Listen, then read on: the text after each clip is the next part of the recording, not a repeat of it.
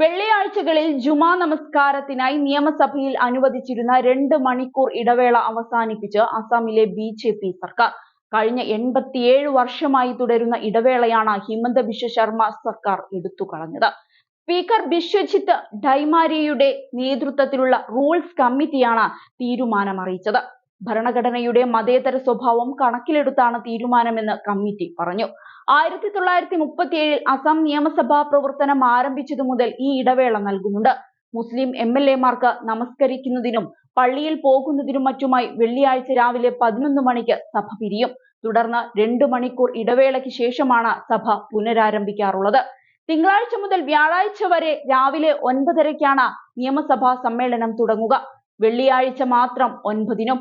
അതേസമയം ഇടവേള നീക്കിയ നടപടിയെ അഭിനന്ദിച്ച് മുഖ്യമന്ത്രി ഹിമന്ത ബിശ്വ ശർമ്മ ട്വീറ്റിൽ പോസ്റ്റ് പങ്കുവച്ചിരുന്നു. നിയമസഭയുടെ പ്രവർത്തനം കൂടുതൽ ഫലവത്താക്കാനും കൊളോണിയൽ ഭരണത്തിന്റെ മറ്റൊരു ശേഷിപ്പില്ലാതാക്കാനും ഇതിലൂടെ സാധിച്ചുവെന്നാണ് ഹിമന്ത കുറിച്ചത്. 1937 മുസ്ലിം ലീഗിന്റെ സയ്യിദ് സാദുള്ളയാണ് ഈ സമ്പ്രദായം കൊണ്ടുവന്നത്.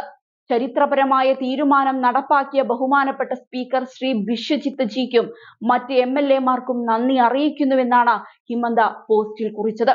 അതേസമയം മുസ്ലിം MLA-മാർക്ക് വെള്ളിയാഴ്ച നമസ്കാരത്തിനുള്ള ഇടവേള നിർത്തലാക്കിയ അസം സർക്കാർ നയത്തിനെതിരെ രൂക്ഷ വിമർശനവുമായി ബീഹാർ മുൻ ഉപമുഖ്യമന്ത്രിയും രാഷ്ട്രീയ ജനതാദൾ നേതാവുമായ തേജസ്വി യാദവ് രംഗത്തു വന്നിരുന്നു.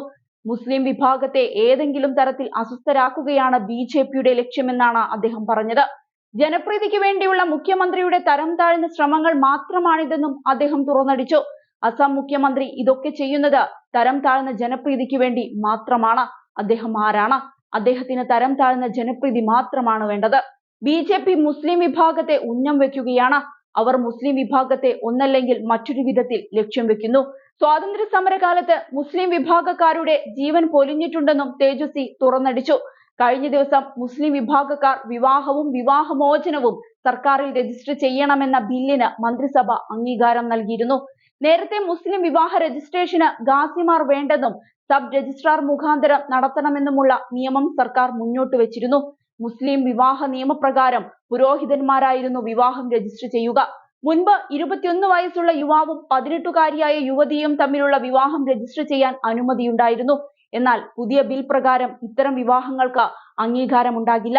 വിവാഹ രജിസ്ട്രേഷന് ഗാസി സമ്പ്രദായം ഇല്ലാതാക്കുക, ബാലവിവാഹം നിർത്തലാക്കുക തുടങ്ങിയ ലക്ഷ്യങ്ങൾ മുൻനിർത്തിയാണ് നീക്കമെന്നും മുഖ്യമന്ത്രി എടുത്തു പറഞ്ഞിരുന്നു. 1935-ലെ നിയമത്തിന് പകരമായാണ് ഈ ബില്ല് കൊണ്ടുവന്നത്.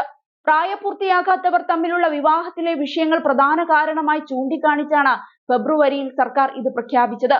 അസം മുസ്ലിം വിവാഹമോചന രജിസ്ട്രേഷൻ നിയമം 1935-ൽ ഒഴിവാക്കാനുള്ള തീരുമാനം അസം മന്ത്രിസഭയാണ് കൈക്കൊണ്ടത്.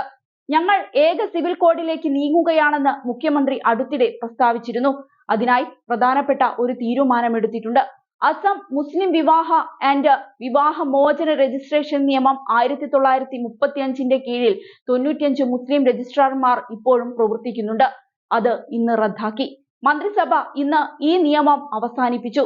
ഇനി ഈ നിയമപ്രകാരം മുസ്ലിം വിവാഹമോ വിവാഹമോചനമോ രജിസ്റ്റർ ചെയ്യില്ല. സ്പെഷ്യൽ മാരേജ് ആക്ട് ഉള്ളതിനാൽ എല്ലാ കാര്യങ്ങളും ആ നിയമത്തിലൂടെ ആകണമെന്ന് ഞങ്ങൾ ആഗ്രഹിക്കുന്നു എന്നായിരുന്നു മന്ത്രിസഭാ തീരുമാനം പ്രഖ്യാപിച്ചുകൊണ്ട് മന്ത്രി ജയന്ത മല്ലബറുവ ഫെബ്രുവരിയിൽ വിശദീകരിച്ചത്.